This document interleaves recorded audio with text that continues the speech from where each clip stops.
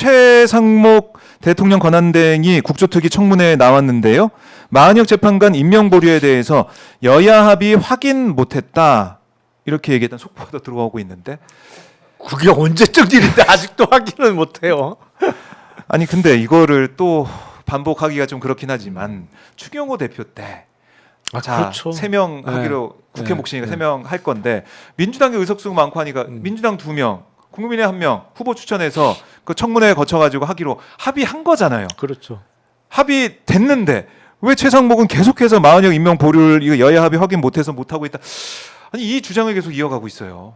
그러니까 임명을 안 한 핑계를 찾기가 어려우니까 네. 계속 똑같은 얘기만 반복하고 있는데 아니 공문을 통해서도 확인이 됐고 네.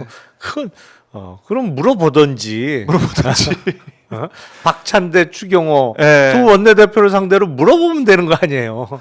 물어보든지 만나서 얘기를 하든지 이 주장을 계속 하고 있는데, 그러니까 최상목 대행의 지금 행태를 보면은 그러니까 내란 수계 대행이라는 얘기가 나올 정도로 내란 사태를 이어가기 위한 그런 역할을 계속 길목을 딱 막고 이걸 진실을 밝히고 또 내란 사태 정리를 하기 위한 그 움직임을 막고 있는 그런 역할을 하고 있는 게 아니냐. 이거 비판이 피할 수 없는 거 아닙니까? 근데 뭐 8명이잖아요 지금 네. 재판관이. 물론 9명 완전체로 하는 게 지극히 당연하고 네. 대통령 탄핵이라는 주요 결정을 완전체가 하는 게 맞죠. 그렇죠. 9명 완전체. 네.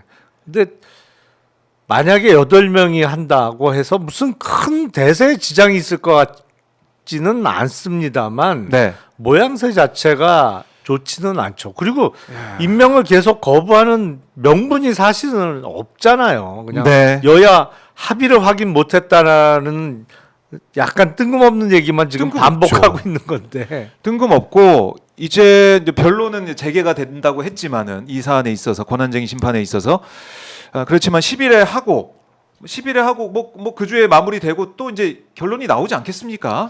그런데 그게 스케줄상 예. 조금 꼬일 수 있겠더라고요. 아 그래요? 예를 들어서 예. 13일 날 다시 그 예. 권한쟁의 심판과 관련해서 하기로 했잖아요. 네. 근데 원래는 10일에? 지금 탄핵 심판이 13일까지 예정돼 있잖아요. 근데 만약에 13일이 됐던 아니면 네. 그 다음 주 화요일이 됐던 탄핵 심판과 관련한 결심을 한 이후에 마은혁 재판관이 그 이후에 임명이 되면 아하. 그러면 마은혁 재판관은 결심 때까지 한 번도 이 재판에 참여를 못 했잖아요. 그러면 사실은 변론 재개를 해야 돼요. 그러면 몇 주가 그냥 적어도 1, 2주일이 또 지나가는 거야. 다시 결심을 해야 되니까. 그렇다고 하더라도 재개를 해서.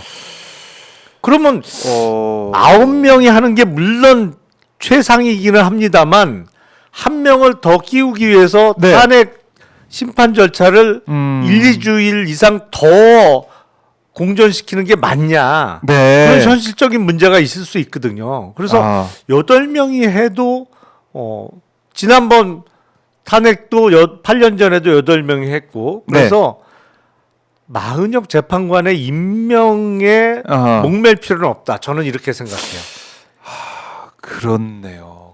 이 부분을 좀 우리가 간과하고 있었는데 구인체제 이게 뭐 일정이 너무 또 늦어져 가지고 사실은 이게 변론 재개가 됐다 이 상황에 있어서 오히려 윤석열 파면 이 시점을 늦추는 효과를 그렇죠. 결과를 그게 가져올 수가 있다. 역효과가 날 수가 있어요.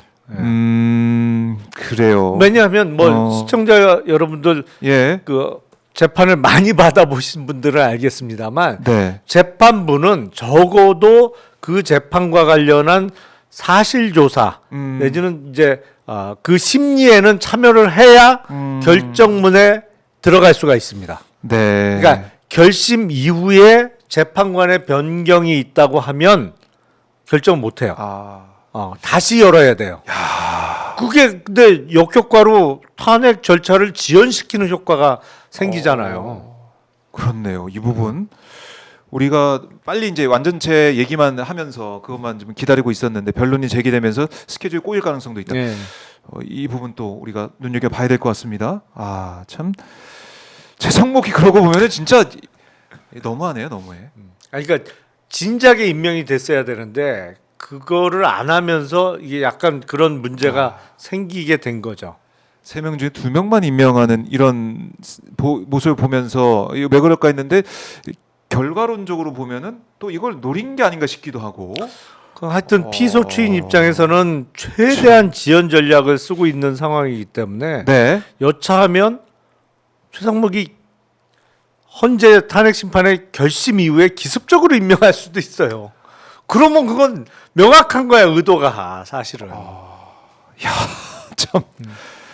예, 최상목 권한대행이 지금 오늘 청문회에 지금 나와 있습니다. 청문회에 나와서 여러 가지 이제 답변을 지금 하고 있는 그런 상황인데 계엄 여부는 12월 3일 9시 55분에 알았다라고 주장을 하고 있고 김건희와는 일체 통화를 안 했다라고 얘기를 하고 있는데 이거 알 수가 없는 거죠.